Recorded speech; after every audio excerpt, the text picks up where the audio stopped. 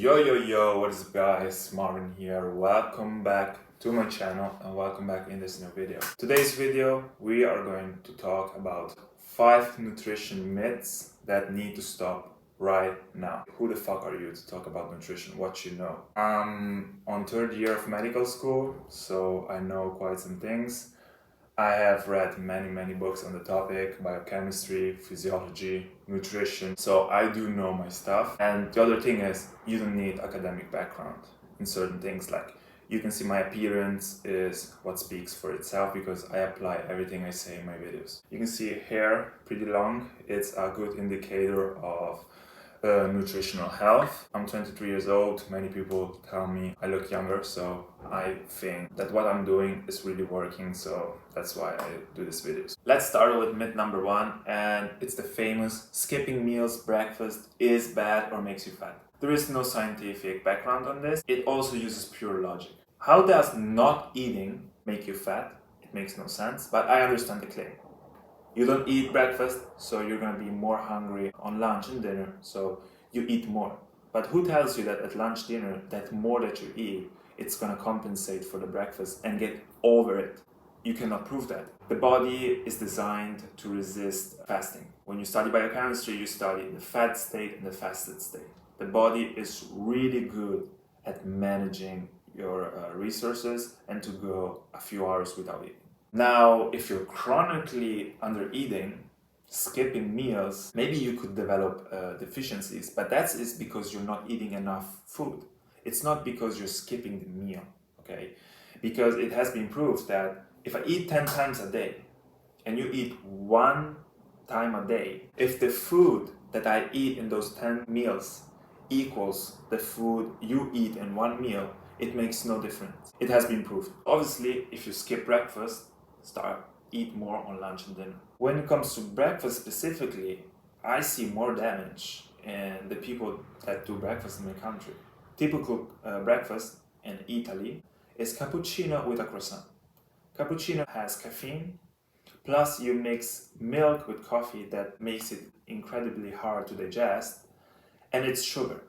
So you're gonna crash in the middle of the morning and you're gonna be way more hungry than me on lunch. Blood sugar crash, so you're gonna be hungry as fuck. Me, I maintain my blood sugar constant during the morning, so at lunch I'm not incredibly hungry. So to end point number 1, eat whenever the fuck you're hungry and don't worry about, I need to eat lunch, breakfast, dinner. Eat when you're hungry. Your body knows better than you. Just make sure you eat nutritious, dense food.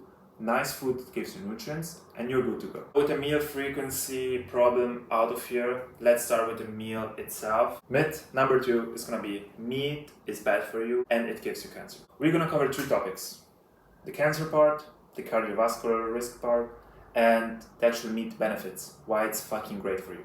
Let's start with cancer. When we talk about cancer, we need to differentiate processed meat from normal meat, okay? Processed meat is everything that is not fresh cut from the animal. Sausages are processed meat. They add salt, they add things, it's processed. Bacon, whatever. That's processed meat. Normal meat, fresh meat, is you cut it from the animal, it's there. That's fresh meat. Fresh meat, specifically, it has not been proved to be cancerogenic. We are made out of red meat. There is nothing into the meat that gives you cancer. The only problem that derives from fresh meat is the cooking. If you cook meat over 300 degrees, there are certain amino acids that convert into cancerogenic molecules. Those molecules could give you problem, digestive system cancer. How do you prevent this? Don't cook meat onto direct fire. Don't get it black, because that black you see on the meat, that's what gives you cancer. For the rest, it's perfectly safe to consume.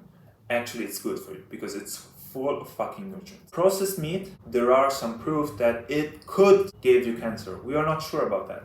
And it's actually the things we add into the meat. Nitrates.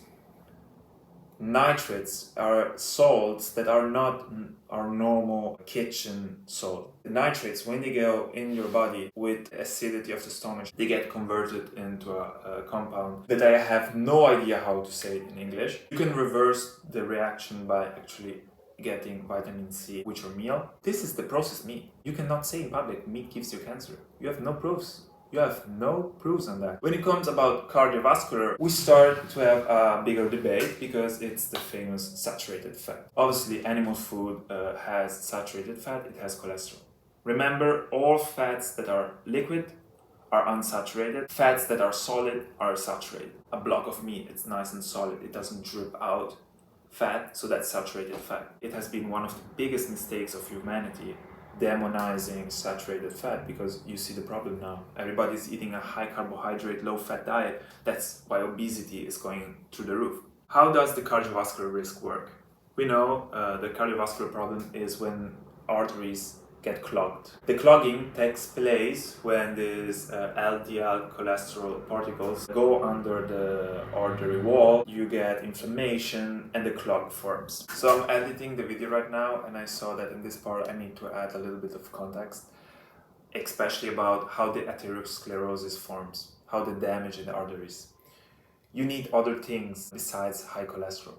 You need high blood pressure, because the blood needs to stress out the artery wall and actually damage it, so that the LDL actually attaches to it, and the LDL needs to go under oxidation. And this happens, for example, if you smoke, if you drink, or other things that give you oxidative stress. It is extremely reductive to say that high cholesterol gives you a heart attack. You need other things. This is why I'm at absolutely zero risk.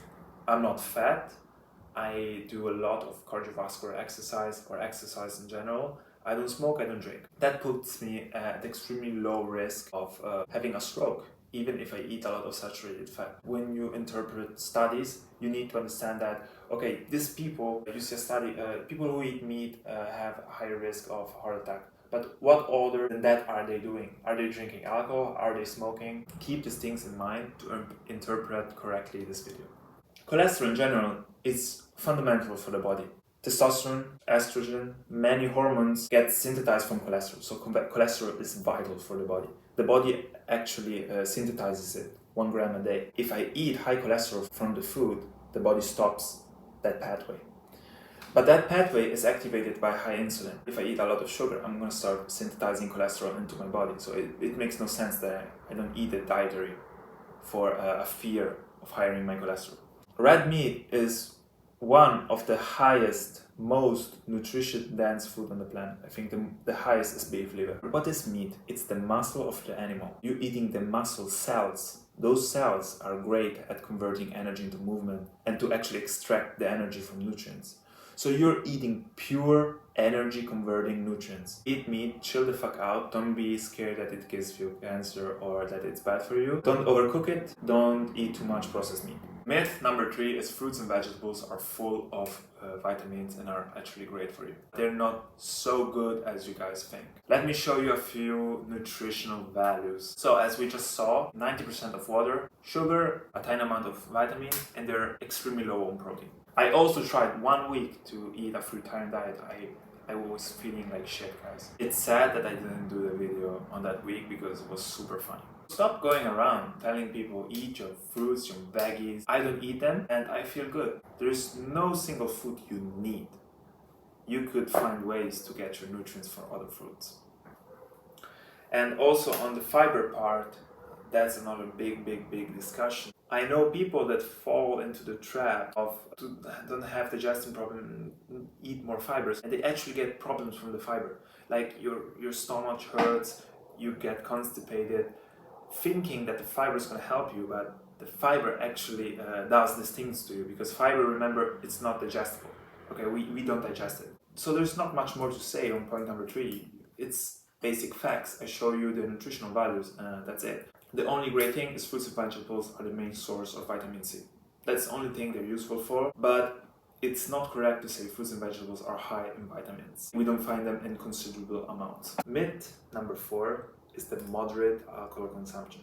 All the claims of benefits are a misinterpretation of certain properties of alcohol. For example, the antioxidant properties of wine. It's not the alcohol, it's resveratrol, but there is too little amounts of it in red wine. And the benefits of lowering blood pressure and preventing stroke come from the property that alcohol makes your blood vessels expand, so it should lower your blood pressure. You can see it when you drink. You get hot in the face. Why? because your blood vessels expand. We are trying desperately to find benefits into consuming alcoholic beverages. Alcohol, by a chemical standpoint, is a poison. We were in the pandemic not too long ago. What did we use to clean our hands? Alcohol. Why? Because it kills bacteria, viruses, everything. Don't think that our cells are better than bacterial cells. They're still cells. Alcohol, in contrast to processed meat, is for sure being classified as a cancerogenic molecule. It induces genetic mutations in your cells, and that can give you cancer.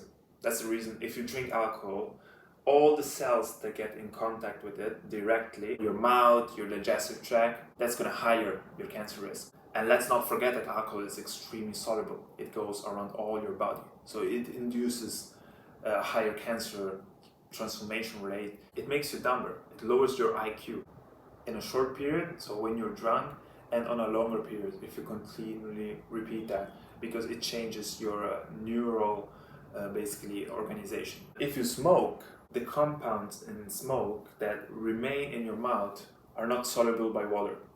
If you drink alcohol, you kind of wash them away and you take them down in your stomach.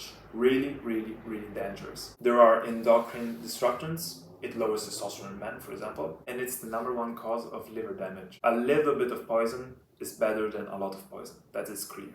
Don't go around pretending there is a safe amount of alcohol or a moderate alcohol consumption, because the risk is that the perception of safety of alcohol gets changed so that you perceive it as a safe substance to consume.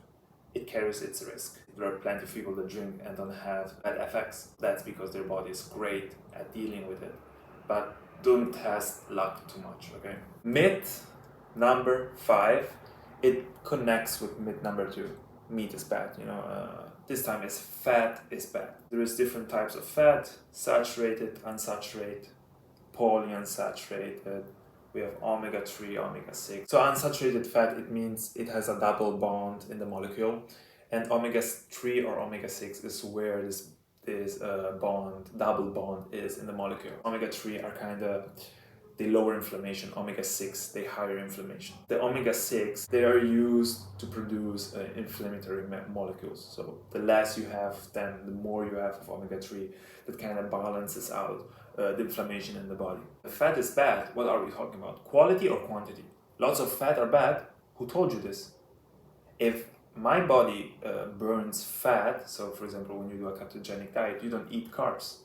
So high fat is going to be good. It comes down on the context we're speaking of. Generally, a lot of fat is bad for you if you're eating high to moderate carbs, because with the carbs that are high insulin, with the fat, it's going to get stored, and it actually prevents insulin sensitivity. So it is true. But if the carbs are low, the fats need to be high. You get energy from carbs or from fats, protein, sometimes. Don't think that it's bad. And even in the fat case, saturated fat are better than seed oils are the really, really bad thing. They're full of omega-6, and the fact that they have so many double bonds in the molecule, it makes them unstable. You get more sensitive to sun rays, aging spots that appear on the skin. They are usually because you eat a lot of seed oils, because it gets used to build your body, because we have quite an amount of fat, and that fat, it gets oxidated with sunlight. Saturated fat are a little bit more stable. Fat gives you more sustained energy than carbs. That's why the body uses carbs for sprints, fast energy, and fat is used for giving you sustained energy through time. So really consider lowering your carbs and higher your fat. Research has come clear to this. Now many more people are switching to low carb diet. And if you're a bodybuilder, low fat lowers testosterone, and your entire muscle structure kind of suffers from it. This was the video of today. 5 nutrition myths that need to stop, and I don't want to hear them never again in my life, but I'm gonna hear them every day for the rest of my life, even when I'm gonna be a doctor. But I'm gonna make sure that everybody gets informed on the right things. See you guys in the next video.